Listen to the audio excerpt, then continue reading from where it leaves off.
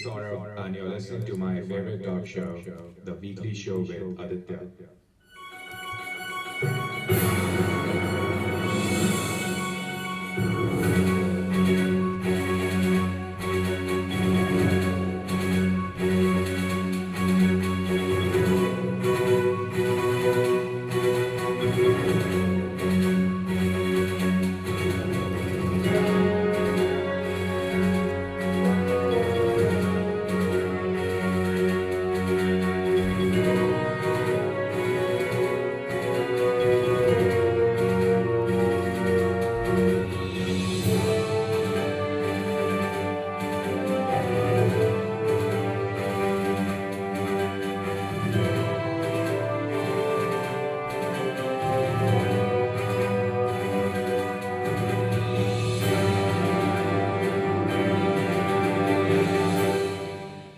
This is episode 443 on the 15th of November 2021 as yet another week begins in this historic talk show journey.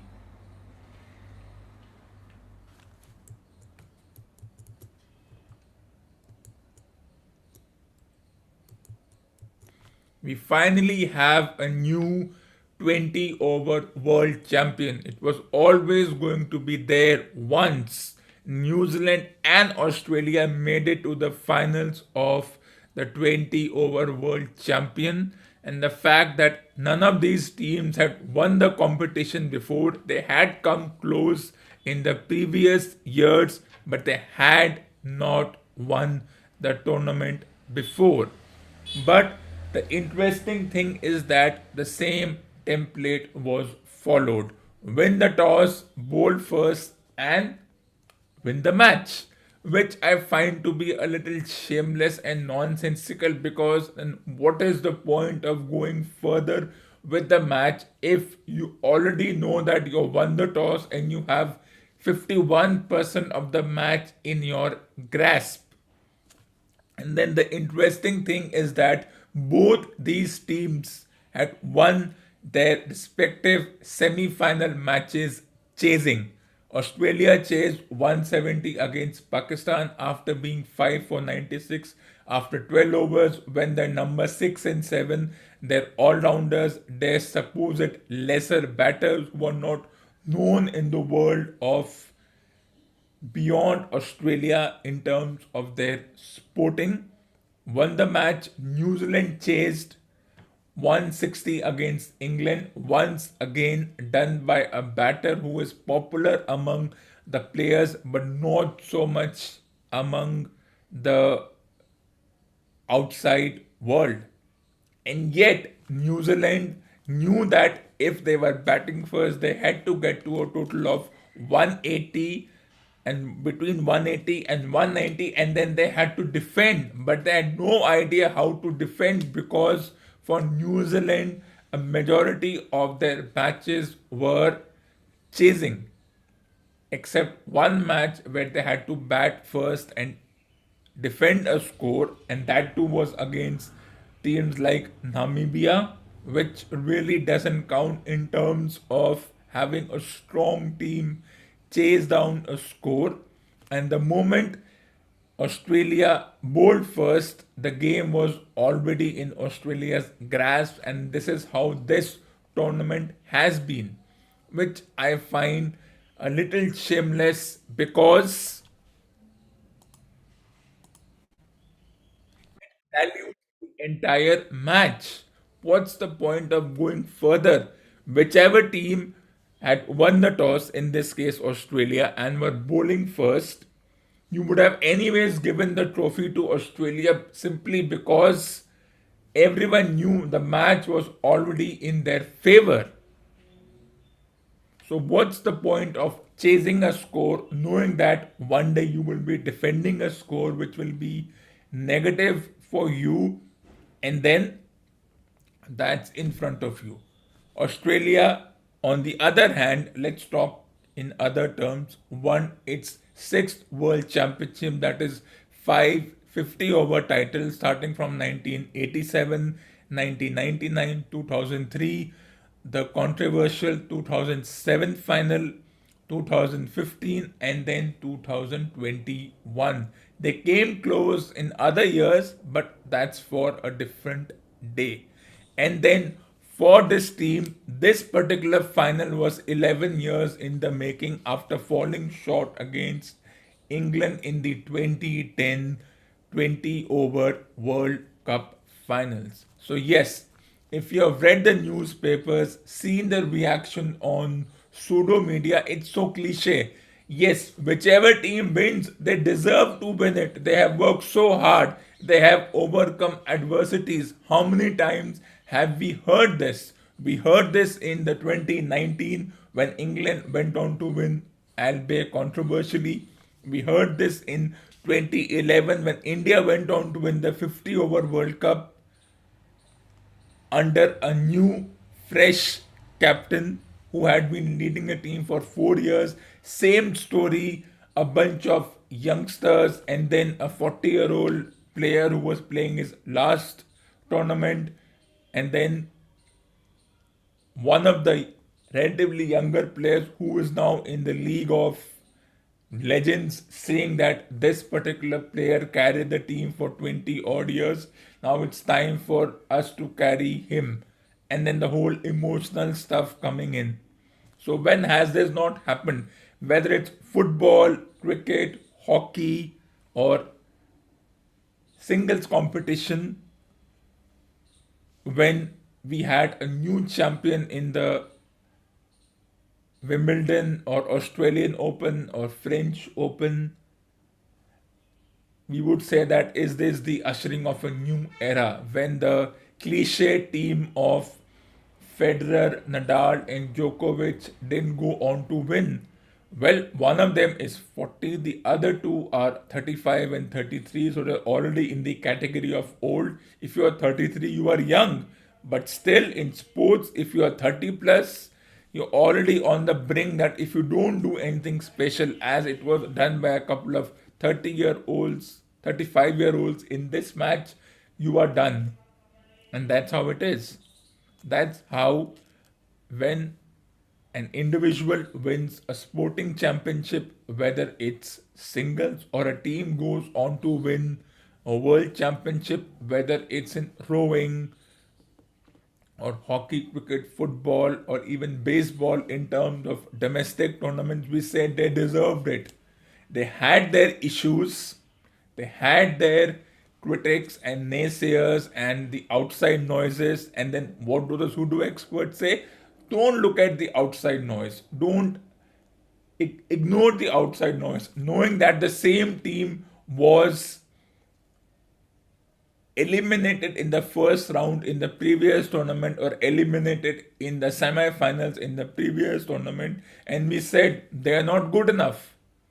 And then 2 years later, they go on to win a championship. They have come through adversities. We start looking at specific individuals who worked hard, who had their careers in jeopardy. In this case, everyone is raving about a certain Mitchell Marsh, whose career mirrors our own Hardik Pandya. But the difference is, in my view, Pandya's career has been dealt with in a manner which is shameless by the team management, the Indian Cricket Board, and the way selectors look at him.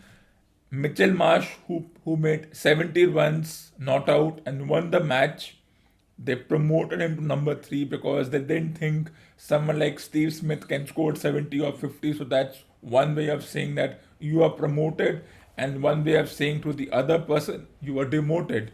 We can debate on that in years to come. And that's how it is, and that's how this entire thing will go on to be. And there's nothing we can do about it. But we'll talk about this parallel mirror image story between the two players, how one player's career and the faith the team management and the selectors had in him despite injuries and other issues, and how we look at our own all-rounders, how we gave time to lesser all-rounders who didn't even have 1% of pedigree, and how we have eliminated or almost ended the career of two great all-rounders who would have done great. We all know who they are. Their surnames end with P. They are from the same city and the same region. I've already talked about it, but let's move on. So 11 years in the making. Yes, 6 world championship, all the accolades that will come for the team, and that's how we look at when a team wins a championship. Whatever negatives there are, they are in the backdrop, they are in the water, they are forgotten. Whatever issues they had, I heard a couple of interviews, they said we are a great bunch of guys, we all love each other, we are like a family. That said often. If they lose, it's all we had issues.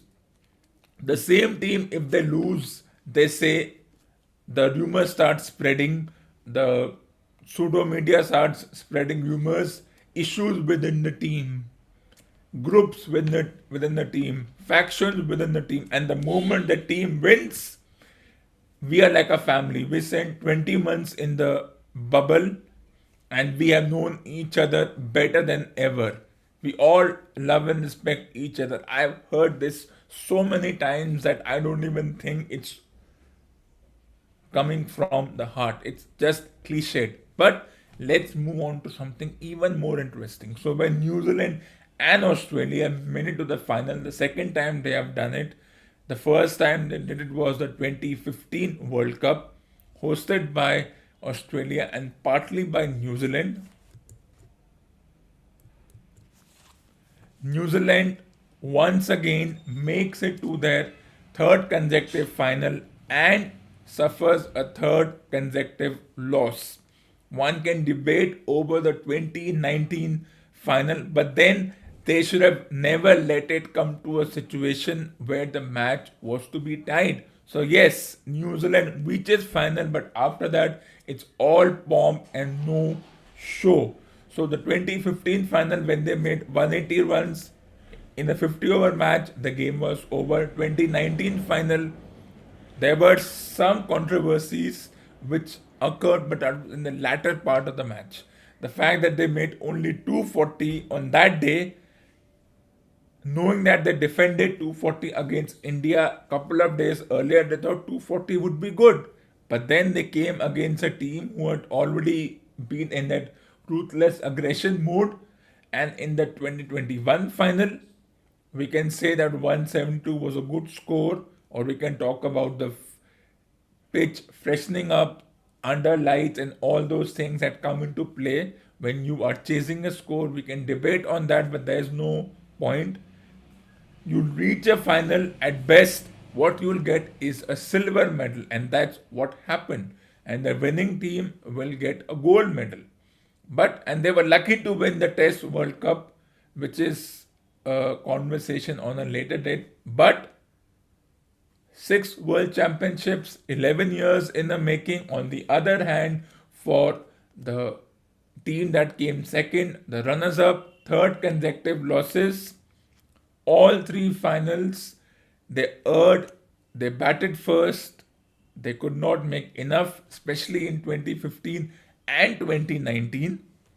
And then when they come to the finals, if not for Williamson's 85 yesterday, they would have not even reached 150. All the players who made runs in the previous matches, the Daryl Mitchell, the Martin Guptill,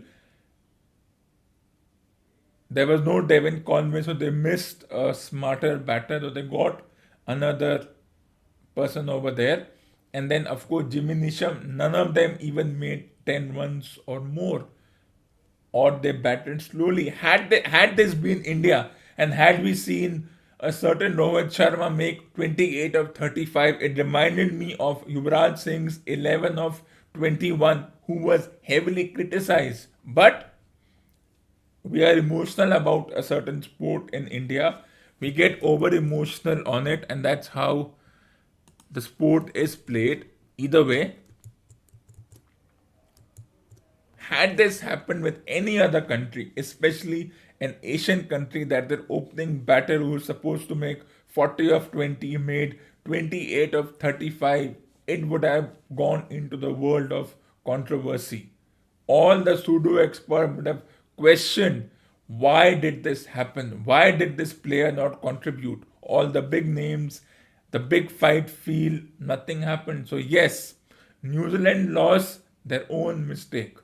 Had those 2 3 players also made 15 20 runs extra, they would have got to 190, and then it would have been a more interesting final. I don't enjoy a match, football or hockey or cricket, where one team dominates the first 90 minutes, especially in this sport, and then the second team chases it down as if it's a joke. What fun it would have been had they needed 15 or 4 balls with 4 wickets in hand, with number 7, 8, 9 waiting to come, with a good fast bowler coming in, close to a tie, close to a 1 run win. I would have been interesting. This was almost, you would have slept. Even there were points when I was not watching the match. I was watching a movie, and when I would change the channel, 4 6s coming from Australia batters bat. So there's no fun in watching such a game where one team dominates. Both team have a good score, but the other team chases it down with such comfort that you feel that what was the fielding team doing? And then we criticize India for things that happen. So yes, that's how a final is. All the cliches came about, a bunch of players who have spent time with each other, a great bunch of guys, we all love each other, blah blah blah. How many times have we heard this? Whichever team wins, that's what we say. Whichever team loses, what were the errors they made? Where did they err? Should they have won the toss? Such meaningless discussions come into play, and that's how yesterday's match went about. If you want to get into the cliche and all the boasting about the players, you can go to any pseudo media and you'll see millions of tweets and whatever coming up. But that's how, in my view, yesterday's match went.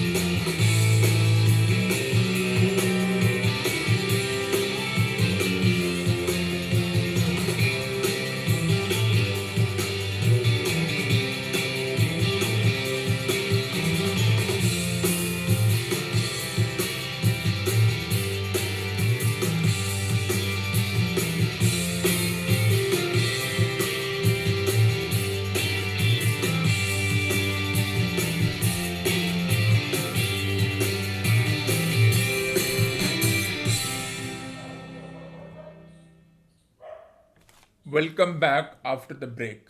60 days from 10th September 2021 to 14th November 2021. There were 9 weeks of 20 over competition and hype, from the Indian men's domestic T20 championship to the men's T20 championship. For 9 weeks in the same region, in the same country, 3 cities hosted over 50 matches in this particular time period. So for two consecutive months, we had 60 days of 20 over competition.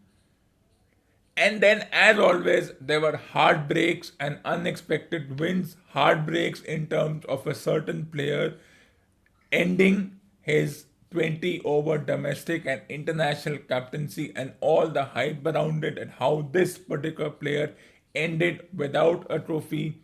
Unexpected wins by teams like Namibia and Scotland to make it to the group round of the championship. Careers were made of a few players who went from their domestic teams to the international teams, a few players' career may have ended because of mismanagement and miscommunication between the players, the coaching staff, the team management, and of course the selectors and the president and everyone of the governing body. And then the interesting thing is that the two teams who won the respective championship, whether it's the domestic T20 championship or the World T20 championship, both were teams in yellow. Both were teams who were eliminated in their previous competitions. No one gave them a second look. The only difference is that in the domestic competition, you had to play 15 matches to win the competition. You had more time with couple of months of break. In the World T20 Championship, you only had 7 matches to win the competition. So less time and more effort. But we can discuss on that later on. So yes, Chennai Hurricanes and Australia go on to win the respective championships. And then, of course, the same story of a bunch of great guys, great camaraderie, great brotherhood, sisterhood, whatever hood it is. We spent over 6 to 12 months in the bubbles and this and that and all that thing coming up. But the interesting thing is that such the championships don't finish. Well, the Indian men's domestic T20 championship is done for 2021. The men's World T20 championship is done for 2021, but there's still more to come. There's an Australian women's T20 championship happening parallelly, and in 3 weeks from today, the Australian men's domestic T20 championship starts, which means suddenly the newspapers will start saying, is the Australian men's T20 domestic championship better than the Indian men's 20 over championship? And half the time no one even knew that this competition was happening. Suddenly you might see a few players, except Indian players, who are not allowed to participate in competition apart from their own because of the ego of the Indian Cricket Board, and we can discuss that on a later date. But you might see this domestic T20 championship, which is hardly ever mentioned in the Indian newspapers because of their own pressure, and they don't think that talking about this championship has any meaning or any monetary gains. But you might see this competition being praised from everyone. As I said, things change in a matter of moments. Australia wins, suddenly the Australian men's T20 domestic championship or the Big Bash League comes into limelight, though it has been part of this for the past 10 years, and that's how it is. But apart from this, we are back to private bilateral series and a bit of sanity. So yes, the teams who did not make it to the semi-finals and eventually the finals of the men's World T20 Championship will want to make sure that they have 12 months for the next competition. Not much time. They will want to make sure that they go with the same bunch of players, give them more experience, allow them to play in other competitions. You might see that except the Indian Cricket Board, the boards of every other country will give the players an NOC and say, go and play in the, if it doesn't clash with the international schedule, go and play in the Australian men's domestic T20 championship, get acclimatized to the conditions and different bowlers and whatever we say in cricket, get ready, get back and give us notes how to play in Australia, especially for teams like Afghanistan and Namibia and Scotland. Don't be surprised if such players go over there. You might see players from Namibia and Scotland and Afghanistan go because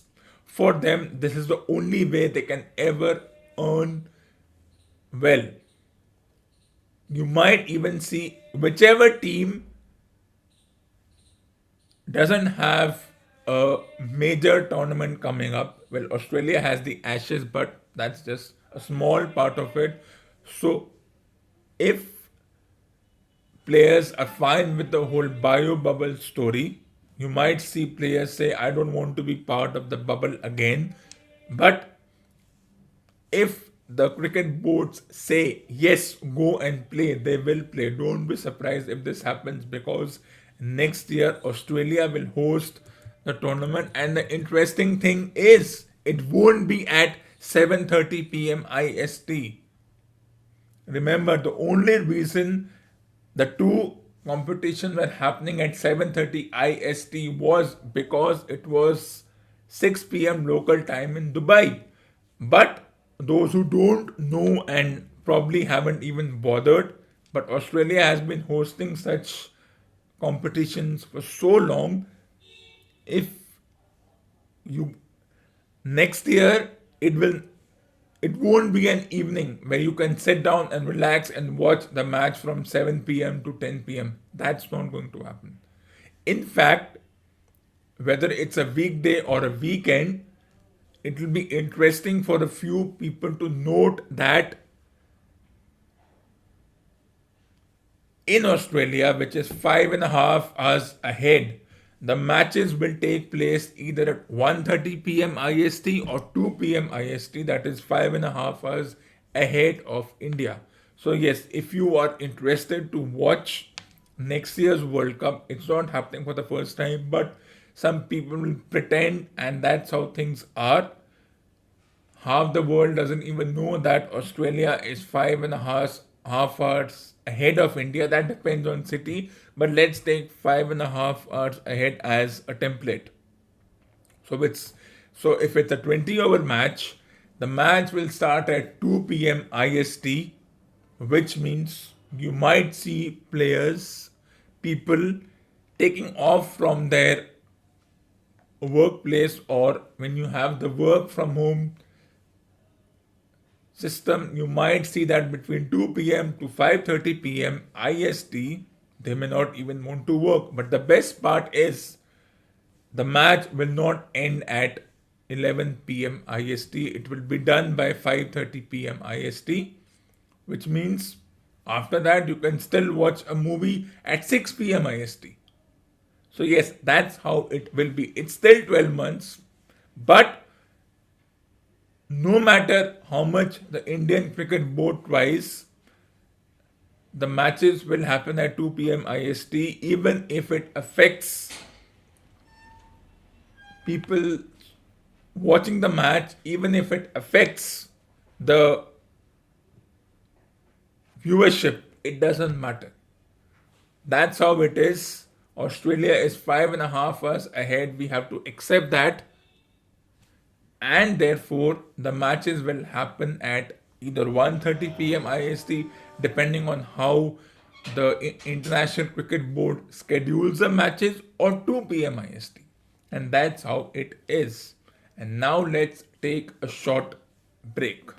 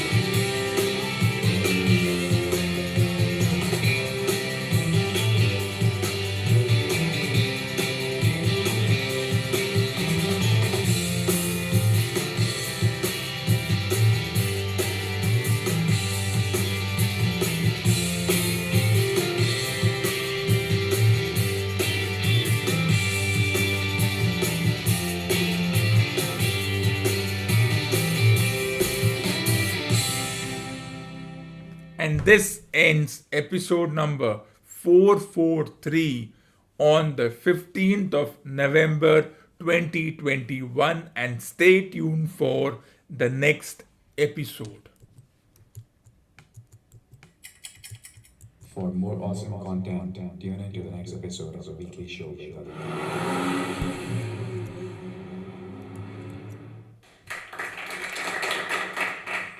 And I will be back on the 17th of November with episode number 444 at 10:30 a.m. IST. And while you wait for the next episode, what can you do? Add these 3 books in your must read books column. I repeat, add these 3 books in your must read books column or section: the complete collected short stories, the Fifth Empire, and Beyond the TV, 33 cinematic productions that transformed the silver screen.